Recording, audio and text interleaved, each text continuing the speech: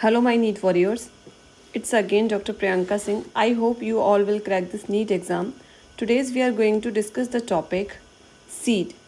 In previous lecture में हम लोगों ने seed part को discuss कर चुके थे, जिसमें कि हम लोगों ने types of seeds को पढ़ लिया था. लेकिन आज हम यहाँ पर इस वीडियो में discuss जो करने वाले हैं वो है आपका germination of seed, factors affecting seed germination, seed dormancy, advantage of seed of angiosperm and then seed viability. तो नाउ लेट्स स्टार्ट करते हैं हम यहाँ से जर्मिनेशन ऑफ सीड से. ठीक है, जर्मिनेशन ऑफ सीड नेमिंग से ही आपको समझ में आ रहा है कि जर्मिनेशन ऑफ सीड, सीड को हमें क्या करना है, जर्मिनेट कराना है. तो जैसे कि हम लोगों ने अभी प्रीवियस लेक्चर में एम्ब्रियो डेवलपमेंट पढ़ लिया था. एम्ब्रियो डेवलपमेंट में हमको क्या देखने को मिला था, मोनोकॉट और डाइकॉट. ठीक है, तो सीड जो देखने को मिलते हैं वो मोनोकॉट भी हो सकते हैं, डाइकॉट भी हो सकते हैं, दोनों तरह के हो सकते हैं. तो सिंपली उसमें भी मैंने कैटेगराइज किया था एंडोस्पर्मस और नॉन एंडोस्पर्मस. तो यहाँ पर हम जर्मिनेशन ऑफ सीड को बोल सकते हैं कि सीड के अंदर एक एबिलिटी होती है जिससे कि सीडलिंग क्या करती है बेटा, प्रोड्यूस होती है. किसमें, फेवरेबल कंडीशन के अंदर. तो उसी को हम कहते हैं जर्मिनेशन ऑफ सीड. तो इस पॉइंट को राइट डाउन कर सकते हैं. It is ability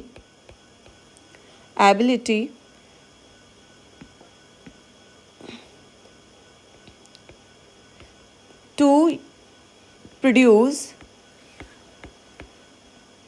seedling in presence of favorable condition या favorable environmental conditions. ठीक है, तो अब यहाँ पे जो बात है किसकी, जर्मिनेशन ऑफ सीड को यदि हम बेसिस रखते हैं तो बेसिस जैसे कि आपका बेसिस मैंने माना कॉटिलिडॉन. कॉटिलिडॉन मीनिंग क्या, मोनोकॉट और डाइकॉट, उनके बिहाफ पे जिसमें कि आपको हाइपोकोटाइल और एपिकोटाइल देखने को मिल रहा था. तो यहाँ पे मैंने बेस जो रखा है वो है आपका कॉटिलिडॉन. तो उसके बिहाफ पे हम लोग यहाँ पे डिस्कस कर सकते हैं कि जर्मिनेशन ऑफ सीड जो है उसको हम दो कैटेगरी के अंदर डिवाइड कर सकते हैं. एक तो है हमारा एपीजियल जर्मिनेशन और सेकेंड वन है हमारा हाइपोजियल जर्मिनेशन. तो फर्स्ट वन लेते हैं हम epigeal germination and then second one is the hypogeal germination.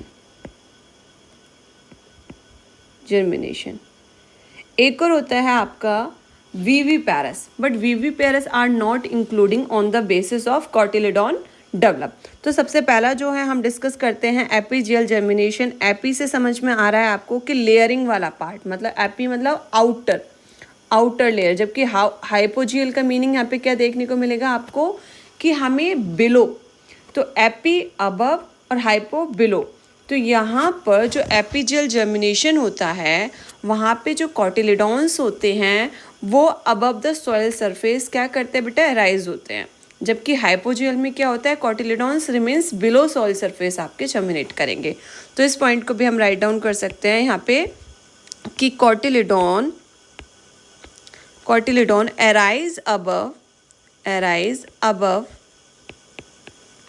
soil surface. इसमें क्या हो जाएगा, इसमें कॉटिलिडॉन remains below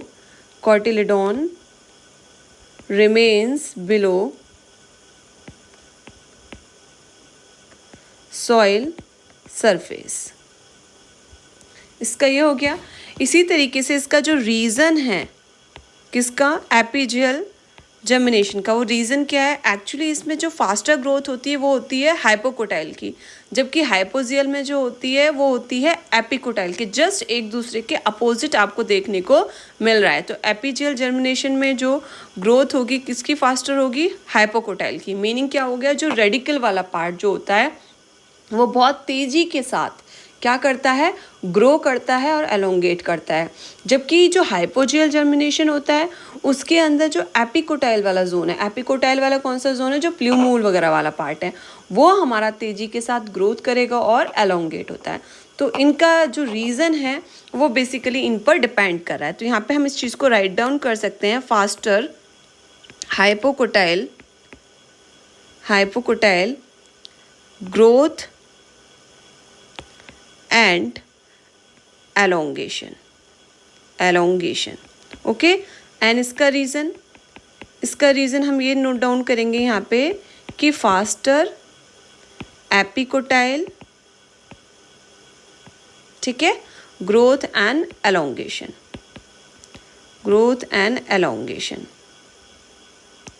ये हो गया यहाँ पर। इसी तरीके से यहाँ पे जो जर्मिनेशन देखने को मिला वो कहाँ पर देखने को मिला, अबव द सॉइल सरफेस। तो यहाँ पे मैं राइट डाउन कर देती हूँ अबव सॉइल सरफेस, जबकि इसमें क्या है, बिलो सॉइल सरफेस।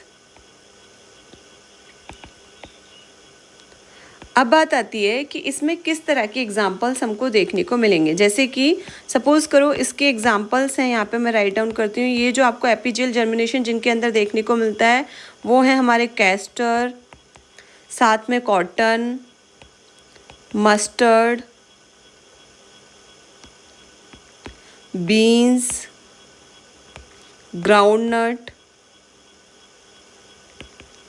और जैसे कि sexual reproduction in flowering plants वाला चैप्टर जो है पूरा का पूरा फुली जो है आपको पता है एटिपिकल एंजियोस्पर्मिक प्लांट पे बेस्ड है। तो एटिपिकल एंजियोस्पर्मिक प्लांट कौन सा होता है, हमारा कैप्सेला में जो आपको सीड जर्मिनेशन देखने को मिलता है वो होता है हमारा एपिजियल जर्मिनेशन टाइप। तो यहाँ पे हम उसको भी राइट डाउन कर सकते हैं, कैप्सेला एंड तमरिंद, यानी कि इमली, तमरिंद एसेट्रा, ठीक है। These are example include in epigeal germination. इस पॉइंट को आपको याद रखना है, ये आपका नीट पर्पस से इम्पोर्टेंट है। एग्जाम्पल में आपका कैस्टर, बीन्स, कैप्सेला, ये आपके पूछे जा चुके हैं, ठीक है, ये आपके इम्पोर्टेंट है। अब हम डिस्कस करते हैं हाइपोजियल जर्मिनेशन में। हाइपोजियल जर्मिनेशन में कौन कौन से एग्जाम्पल हैं, वीट है, मेज है, राइस है, ये आपको क्या पता है, ये सारे के सारे क्या है बेटा, मोनोकॉट्स हैं। मोस्टली क्या है इसमें, मोनोकॉट्स आते हैं, मोस्टली मोनोकॉट्स। और डाइकॉट्स में कौन कौन से आएंगे, डाइकॉट्स में जैसे आपका ग्राम है, पी है, तो ये क्या है हमारे डाइकॉट्स के। तो इसमें ये एग्जाम्पल्स आपको देखने को मिलते हैं। अब जैसे कि मैं सिंपली आपको समझाती हूँ, ये तो मैंने आपको बता दिया कि एपिजियल जर्मिनेशन और हाइपोजियल जर्मिनेशन। यदि डायग्राम की पिक्चर की बात करेंगे तो किस तरीके का होगा, जैसे कि सपोज करो ये आपको देखने को मिला, यहाँ पे ये हो गई आपकी सॉइल सरफेस, ठीक है, सॉइल सरफेस है। यहाँ पे क्या होगा, ये हुआ सीड है, ये सीड के बाद में यहाँ पे आपको देखने को मिला जर्मिनेशन। तो इसमें से ये आपका निकला हाइपोकोटाइल वाला पार्ट, ये रेडिकल हो गया। दिस इज़ हाइपोकोटाइल, मैं यहाँ राइट डाउन कर देती हूँ, दिस इज़ हाइपोकोटाइल, ठीक है, जबकि ये क्या हो जाएगा, रेडिकल। अब ये सीड जो है वो क्या हो रहा है बेटा, अबव द सॉइल सरफेस हो रहा है। तो इस तरीके से ये ऐसे करके ये इस तरीके से ग्रो करता है और एलोंगेट होता है। तो यहाँ पे भी ये हाइपोकोटाइल है और ये रेडिकल है।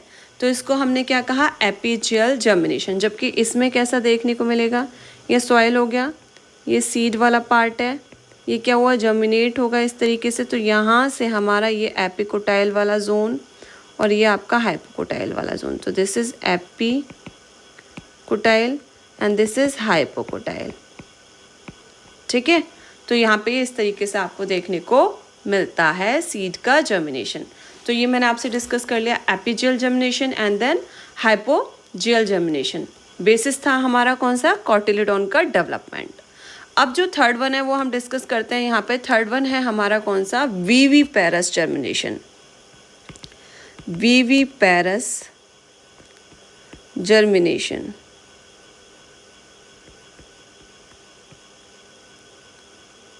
ओके।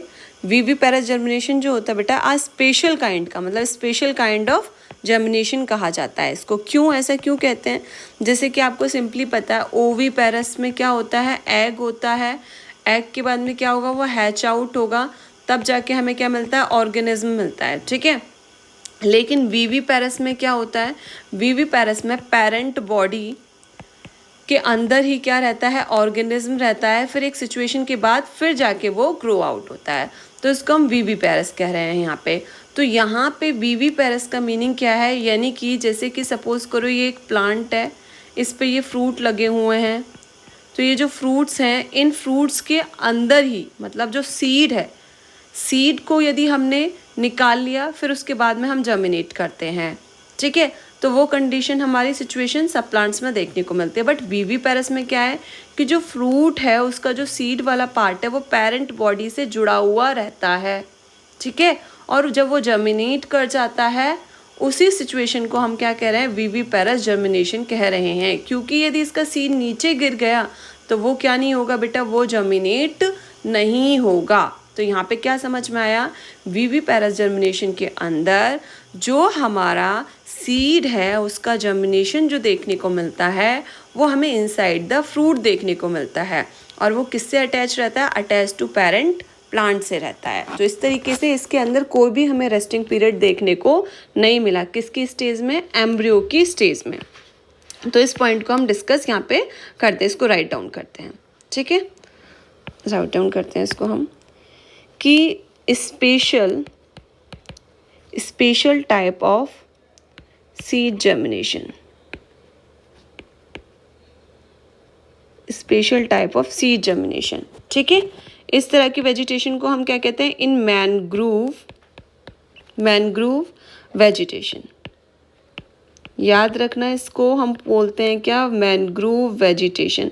ये मैनग्रूव वेजिटेशन क्या होती है बेटा आपकी, यहाँ पे राइट डाउन करते हैं, वेजिटेशन, मैनग्रूव वेजिटेशन जो होते हैं वो सैलाइन या मार्सी सॉइल में जो प्लांट्स ग्रो करते हैं उनको ही हम क्या कहते हैं, मैनग्रूव वेजिटेशन कहते हैं। इनके अंदर आपको पता है बेसिकली किस किस की कमी रहती है, ऑक्सीजन की और एयर की। तो उस चीज़ को भी लिख सकते हैं, लैक एयर एंड ऑक्सीजन, ठीक है।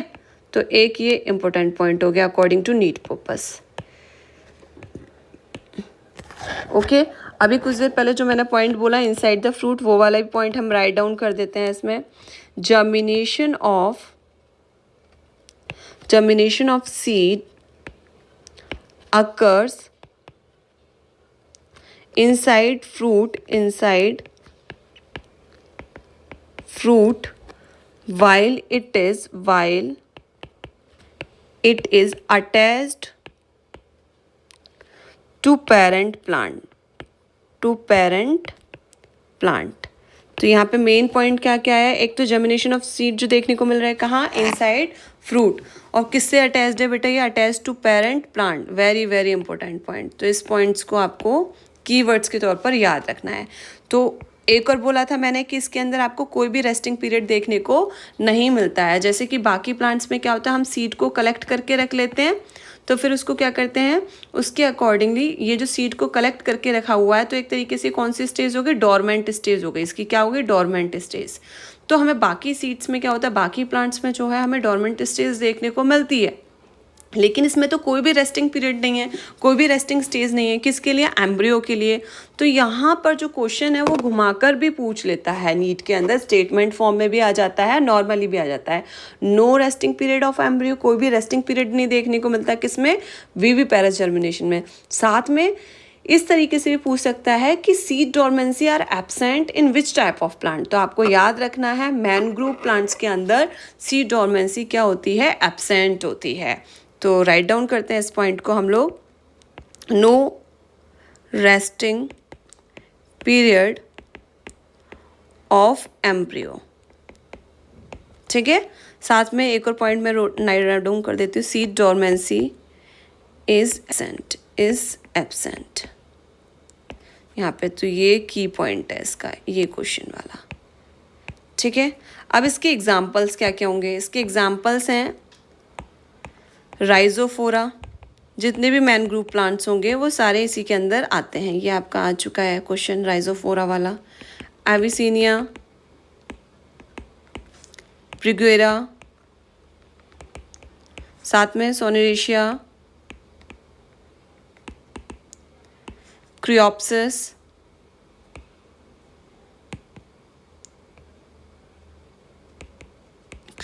ठीक है। These are the viviparous germination plant, जिनके अंदर हमको क्या देखने को मिलता है, विविपेरस जर्मिनेशन। और ये किस तरह के प्लांट्स कहलाते हैं बेटा, मैनग्रोव वेजिटेशन प्लांट।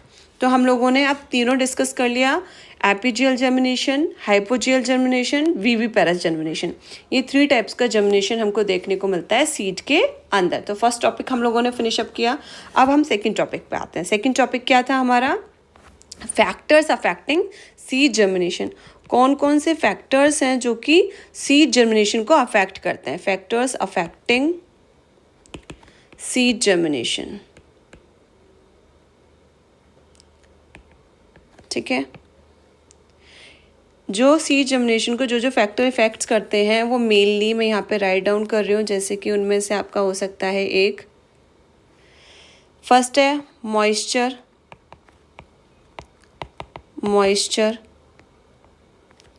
और वाटर। ये हो सकता है मॉइस्चर एंड वाटर। मॉइस्चर और वाटर में क्या है, बेसिकली ये जो फैक्टर है आपका मोस्ट इंपॉर्टेंट फैक्टर होता है, और आपको नॉर्मली पता होना चाहिए कि जो डोरमेंट सीड होता है उसके अंदर normally 10 to 15% water also available होता है, लेकिन जो रिक्वायरमेंट होती है उसको जर्मिनेट करने की वो 75 to 90% वाटर की रिक्वायरमेंट होती है, जिससे कि वाटर जो सीड जो है वो वाटर को एब्जॉर्ब करेगा, और जिससे कि क्या हो जाएगा, वो इंक्रीज कर जाएगा साइज में और स्वेल हो जाएगा, और जिसकी वजह से वो क्या कर जाएगा, जर्मिनेट कर जाता है। एक तो मॉइस्चर हो गया हमारा। Second one air and oxygen. Air और ऑक्सीजन का भी क्या होता है बेटा, किसको, सीड को रिक्वायरमेंट होती है। विदाउट ऑक्सीजन के प्रेजेंस में वो क्या जर्मिनेट ही नहीं कर पाएगा। इसी तरीके से टेम्परेचर, ये आप लोगों ने पढ़ा होगा फोटोसिंथेसिस वाले में, और आपका किसका, रेस्पिरेशन इन प्लांट में 11th क्लास में। तो यहाँ पे टेम्परेचर भी जो होता है किसके लिए, सीड जर्मिनेशन के लिए ज़रूरी होता है। जैसे कि नॉर्मली जो ऑप्टिमम टेम्परेचर बताया गया है वो आपका 20 से लेके 25 डिग्री सेल्सियस होता है, और जिसमें सीड जर्मिनेट नहीं करते हैं वो कौन कौन सा है, एक तो है 0 से लेके 5 डिग्री सेल्सियस, साथ में मोर देन 45 डिग्री सेल्सियस जो होता है उस पर सीड जर्मिनेट नहीं करते हैं। एक फैक्टर ये हो गया। एक फैक्टर होता है हमारा food and nutrition. Food and nutrition में क्या होता है, सीड जो डिपेंड करता है वो किस पे डिपेंड करता है, कोटिलेडॉन्स और एंडोस्पर्म पे। क्यों? क्योंकि वो उसी से तो क्या लेता है बेटा, अपना न्यूट्रिशन लेता है। इसीलिए एंडोस्पर्म और कोटिलेडॉन पे डिपेंड कर रहा है कौन, सीड, किसके लिए, फूड के लिए। इसी तरीके से जब उसके अंदर प्राइमरी रूट डेवलप हो जाती हैं तो आपको पता है कि वो सबसे पहले क्या ग्रो करती है, रेडिकल, और फिर जब फर्स्ट लीफ निकलती है आपको पता है किससे निकलती है, वो प्लूमूल से। तो वो सब किसके ऊपर है बेटा, वो फूड और न्यूट्रिशन वाला पार्ट। और लास्ट वन जो फैक्टर बचा वो है आपका लाइट। लाइट भी आपको मालूम है कि सीड जो होते हैं वो जर्मिनेट नहीं करते, किसमें, डार्क में। तो इसीलिए जो लाइट होती है वो सीड के लिए रिक्वायर है। इसीलिए क्या कहा जाता है इसको, पॉजिटिव फोटोब्लास्टिक सीड, क्योंकि ये पॉजिटिविटी को शो करते हैं किसमें, लाइट की प्रेजेंस में। तो ये जो मैंने आपको की वर्ड्स बोले हैं वो सिर्फ मैं राइट डाउन कर देती हूँ, आपको सिंपली समझ में आ गया। इसके लिए बोला था मैंने मोस्ट इम्पोर्टेंट फैक्टर है ये आपका, ठीक है। साथ में इसके लिए क्या बताया था, 75 to 90% वाटर क्या है बेटा, मस्ट बी प्रेजेंट, होना चाहिए, तभी सीड क्या करेगा, जर्मिनेट करेगा। साथ में एक और मैंने बोला था कि डोरमेंट सीड जो होता है वो कंटेन करके रखता है, डोरमेंट सीड कंटेन्स कितना, आपका 10 to 15% वाटर ओनली। एक ये की पॉइंट हो गया। और क्या की पॉइंट्स हो सकता है, सीड जो है वो एब्जॉर्ब करता है वाटर, कहाँ से, सीड एब्जॉर्ब वाटर किस जगह से, माइक्रोपाइल से, जिससे कि क्या होगा, वो स्वेल हो जाएगा, और स्वेल होने के बाद में क्या हो जाएगा, वो इंक्रीज कर जाएगा किसमें, साइज में, इंक्रीज इन साइज। तो ये की पॉइंट्स हो गए हमारे मॉइस्चर के। एयर एंड ऑक्सीजन आपको पता ही है, नॉर्मली ऑप्टिमम टेम्परेचर कितना रिक्वायरमेंट है इसके लिए, 20 से लेके 25 डिग्री सेल्सियस, ठीक है। और जिसमें ये ग्रो नहीं करते हैं, सीड्स डू नॉट जर्मिनेट,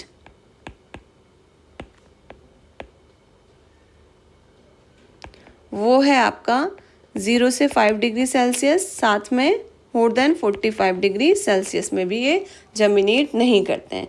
किस पे डिपेंड है वो न्यूट्रिशन के लिए, कोटिलेडॉन एंड एंडोस्पर्म पर, ठीक है।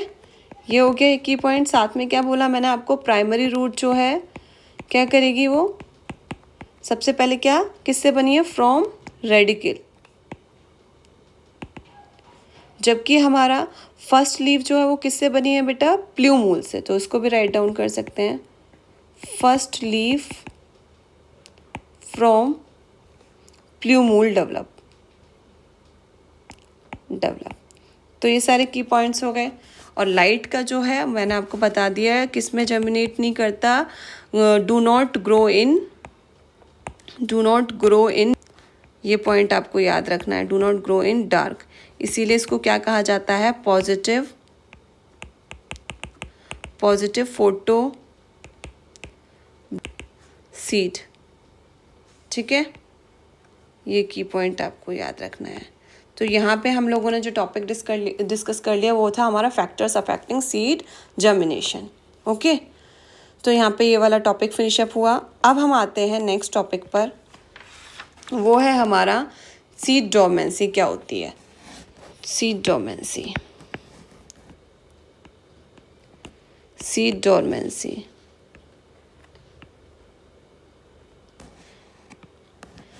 डोर्मेंसी से समझ में आ रहा है आपको कि यहाँ पे हमें इनएक्टिविटी स्टेज देखने को मिल रही है किसकी? एम्ब्रियो की। मीनिंग क्या हुआ कि यहाँ पे सीड जो है वो जर्मिनेट नहीं हो रहा है। किसकी वजह से? क्योंकि सीड को जो कंडीशन मिल रही है वो उसके अकॉर्डिंगली अनफेवरेबल है। किसमें? एनवायरनमेंट में। इसी वजह से सीड जो है वो किस स्टेज में है? डोरमेंट स्टेज में है। जैसे ही उसको एनवायरमेंटल कंडीशन उसके अकॉर्डिंगली फेवरेबल मिलेंगी तो क्या हो जाएगा? वो जर्मिनेट कर जाएगा।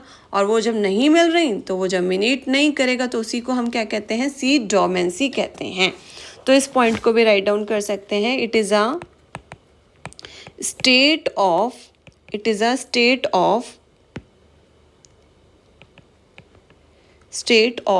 inactivity of embryo when seed is not able to germinate, when seed is not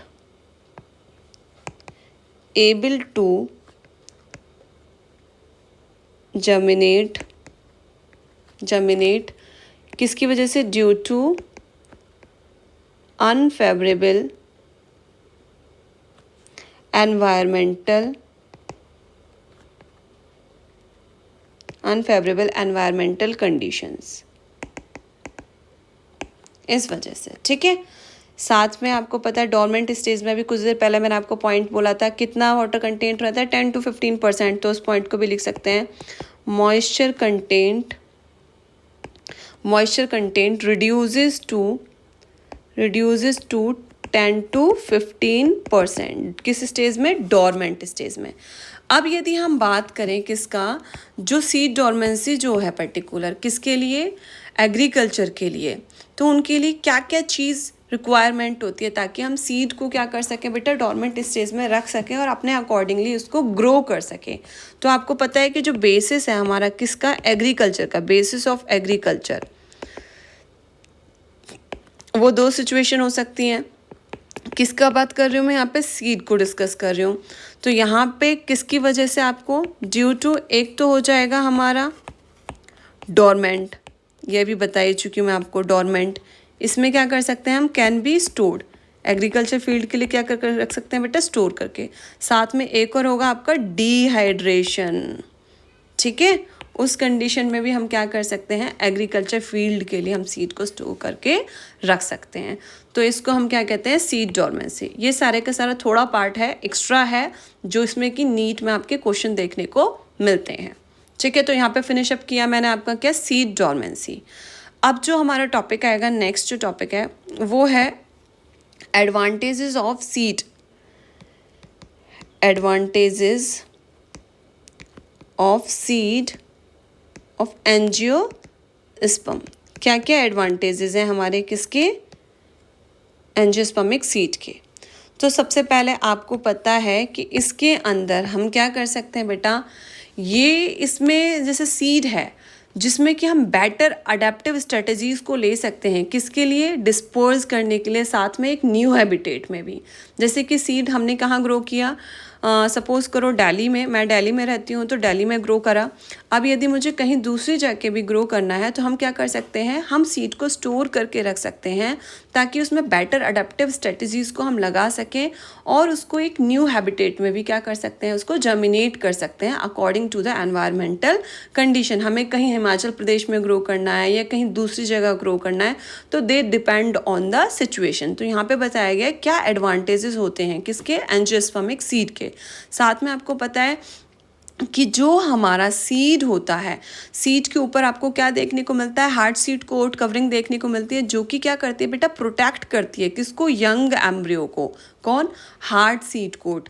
इसीलिए एक एडवांटेज ये भी हो सकता है। साथ में एक एडवांटेजेस ये भी हो सकता है बेटा, जो सीड होते हैं वो क्या करते हैं बेटा, अपने पास जो है एक जेनेटिक रिकॉम्बिनेशन वाले पार्ट को रखते हैं, जिससे कि जो न्यू स्पीशीज़ हो सकती हैं उनको भी हम जर्मिनेट कर सकते हैं और उनके भी न्यू रिकॉम्बिनेशन को हम क्या कर सकते हैं बेटा, बना सकते हैं थ्रू द सेक्सुअल रिप्रोडक्शन। एक ये पॉइंट हो सकता है। और बेसिकली आपको पता है कि जो सीड भी जो है एक प्रोडक्ट है किसका, सेक्सुअल रिप्रोडक्शन का, क्योंकि वो किससे जनरेट हुआ है, न्यू जेनेटिक रिकॉम्बिनेशन से। एक ये हो जाएगा। साथ में जो हमारा सीड होता है उसके पास ऑलरेडी जो होता है बेटा सफिशिएंट फूड रिजर्व रहता है, ठीक है। जब उसको हम जर्मिनेट करेंगे तो वो उसको क्या कर लेता है, यूज़ में ले लेता है। तो एक पॉइंट ये हो सकता है। तो सबको राइट डाउन करते हैं। फर्स्ट क्या, better adapted, better adaptive strategies for dispersal to new habitat, dispersal to new habitat। एक ये पॉइंट हो गया। Second one, sufficient food reserve for nourishment of young seedlings, ठीक है। एक ये पॉइंट हो गया। थर्ड क्या होगा, प्रोटेक्शन वाला, protection to young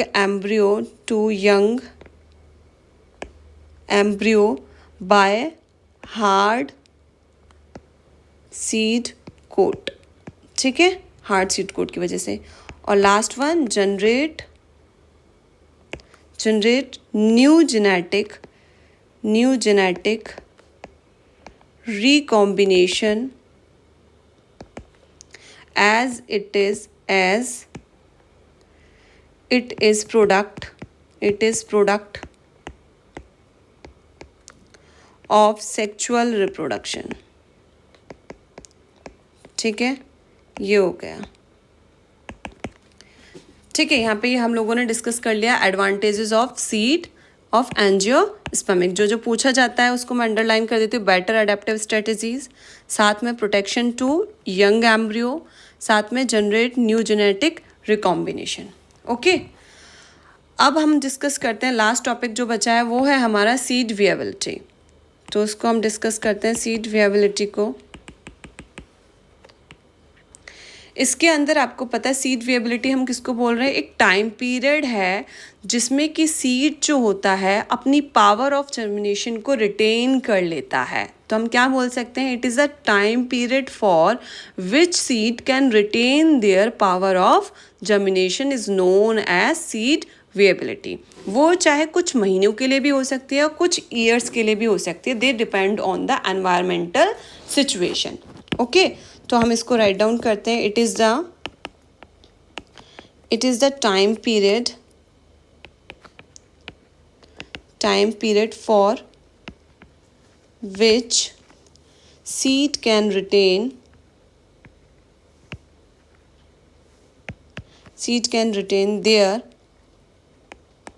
their power of germination।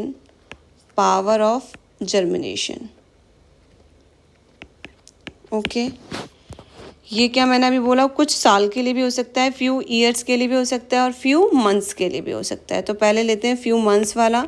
Few months में कौन कौन से एग्जांपल्स आते हैं, ऑक्सैलिस, पल्सेस एसेट्रा, ठीक है। जबकि जो हमारा फॉर फ्यू ईयर्स के लिए है, उसमें हमारे दो बेसिकली मोर एग्जाम्पल हैं, जैसे कि मैं यहाँ पे राइट डाउन करती हूँ ए और बी करके।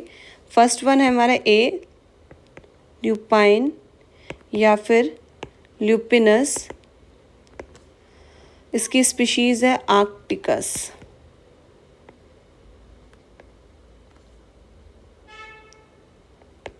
ये कहाँ देखने को मिला था? ये ओल्डेस्ट वेरिएबल सीड है। ये हमारा एग्जीक्यूटेड कहाँ से? आर्कटिक टुंड्रा से इसको लिया था, आर्कटिक टुंड्रा जोन से। ये पॉइंट आपको याद रखना है, एनसीईआरटी में दिया हुआ है, बहुत इंपॉर्टेंट है for the CBSE also and NEET also. ठीक है, एक ये हो गया। तो यहाँ पर ये जो सीड जो जर्मिनेशन देखने को मिला, साथ में जो सीड जर्मिनेशन के साथ साथ जो फ्लावरिंग देखने को मिली थी, वो हमें 10,000 साल बाद देखने को मिला था। तो ये क्वेश्चन पूछा जाता है, इस पॉइंट को याद रखना। Seed germinated and flowered after 10,000 year of dormancy. ये ठीक है। अब बात करते हैं सेकेंड वन की, बी की। कौन से हैं? जैसे डेट पाम है आपका, साथ में फिनिक्स डेक्टाइलिफेरा। ठीक है, ये कहाँ से बेटा निकाला गया था? इसको निकाला गया था एक्सकेवेटेड फ्रॉम किंग हड़ौदी पैलेस। एक राजा थे, उन्होंने क्या करवाई बेटा, वहाँ पे खुदाई करवाई थी डेड सी के पास में।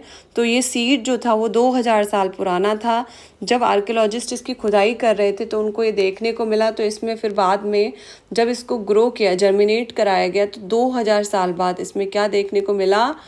इसमें फ्लावरिंग भी हो गई और सीडलिंग भी हो गया। तो इस तरीके से आर्कियोलॉजिस्ट ने जब खुदाई की तो उसमें 2000 साल बाद जो डरमेंसी देखने को मिली थी सीड में, वो जर्मिनेट भी कर गया और फ्लावरिंग भी देखने को मिली। तो हम यहाँ पे लिख रहे हैं किंग हड़ौदी पैलेस नियर डेड सी।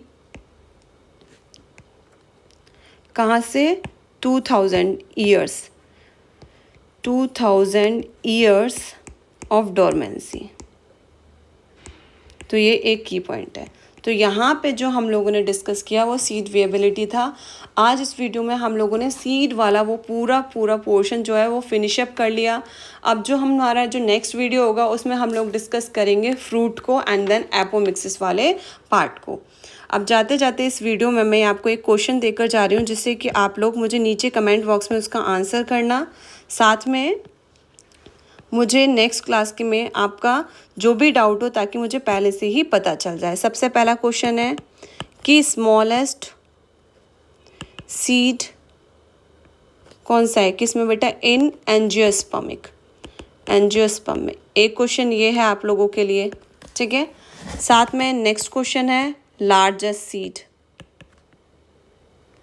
इन एंजियोस्पर्म में। ओके, साथ में एक क्वेश्चन और, in angiospermic seed,